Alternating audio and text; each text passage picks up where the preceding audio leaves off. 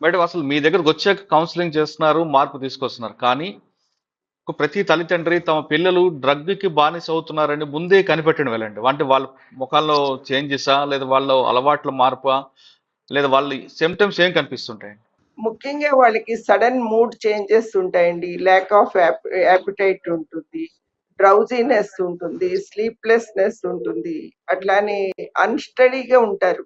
అట్లానే some times మనం Nash vomitings చేసుకోవటం అనో, లేతే బాడీ పెయిన్స్ అనో, చాలా ఫ్రీక్వెంట్‌గా సిక్ అవ్వటం అనో, లాంగ్ అవర్స్ వాళ్ళు ఒంటరిగా ఉండటానికి ఇష్టపడతారు. తల్లిదండ్రులను వాళ్ళ రూమ్‌లోకి అది రానివ్వటానికి ఇష్టపడరు.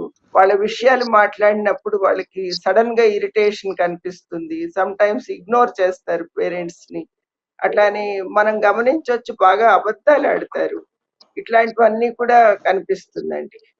అంటే ఇవన్నీ కూడా మనం రోజువారీ డైలీ లైఫ్‌లో ఒక తల్లిదండ్రులు వాళ్ళ పిల్లల్లో వచ్చే మార్పుల్ని ఈ వీటి ద్వారా మనం గమనించొచ్చు. ముఖ్యంగా సమ్ టైమ్స్ ఇప్పుడు ఆల్కహాల్ లేదా అదర్ డ్రగ్స్ లోనైతే గనక అసలు సరిగ్గా భోంచేయరు, నిద్రపోరు, అట్లా ఉంటుందండి. అదే మనకి గంజాయిలోకి వచ్చేసరికి చాలా ఎక్కువ తినేస్తారు.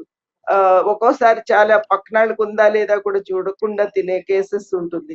మనకి ఈ చిన్న చిన్న చేంజెస్ అన్ని కూడా పేరెంట్స్, ముఖ్యంగా మదర్ చాలా బాగా గమనించగలుగుతారు. ఓకే. అట్లానే ఆ వాళ్ళకి వాళ్ళు ఫ్రెండ్స్ తోటి ఎక్కడికి వెళ్తున్నారు ఏంటి అని అడిగినప్పుడు కూడా చాలా ఇరిటేట్ అవటం, ఇంట్లో దొంగతనాలు అవుతూ ఉండటం, ఇలాంటిది కూడా మనం గమనించవచ్చు. అచ్చా. అంటే ముందే మనం గమనించి వాళ్ళు మార్పు తీసుకొస్తే ఒక దారికి వచ్చే అవకాశం ఉందంటారు. అవునండి. ఒకవేళ ముందే గమనించి ఇప్పుడు కౌన్సిలింగ్ కు డాక్టర్స్ దగ్గరికి, ఇప్పుడు డాక్టర్స్ కూడా doctor can identify very well. ఇప్పుడు ఆయన అన్నిటికంటే చాలా కీలకమైన పాత్ర పోషిస్తారు. ఎందుకనంటే మనం డాక్టర్స్ దగ్గర వెళ్ళినప్పుడు easily they can identify and they can do the intervention. అట్లానే మోటివేషన్ చేయొచ్చు డ్రగ్ ఫ్రీ లైఫ్ గురించి. అసలు ఫ్యాక్ట్స్ ఏంటి, వాటి వల్ల వచ్చే అనర్థాలు ఏంటి అనేది పిల్లలకి అసలు తెలియకపోవటం మూలంగా ఏదో అది అసలు ఎట్లా ఉంటుందో చూద్దాం అనే దాంతోటే వాళ్ళు మొదలు పెడతాం అనేది మనం గమనిస్తామండి. మోస్ట్లీ వాళ్ళకి అసలు దాంట్లో ఏముందో అనే క్యూరియాసిటీ, ఆ క్యూరియాసిటీ మూలంగా వాళ్ళు మొదలు పెట్టింది.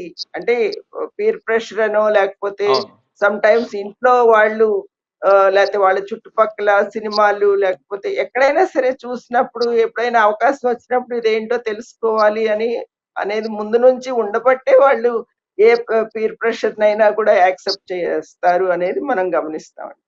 So okay. ఆ విధంగా మనకి ఆ మొదలు పెట్టింది నిదానంగా అది జాయ్ఫుల్ అవుతుంది, సారీ అదే. అకేషనల్ అవుతుందండి. అకేషనల్ అంటే అప్పుడప్పుడు ఏదైనా ఒకేషన్ లో వాళ్ళు ఉపయోగించడం జరుగుతుంది.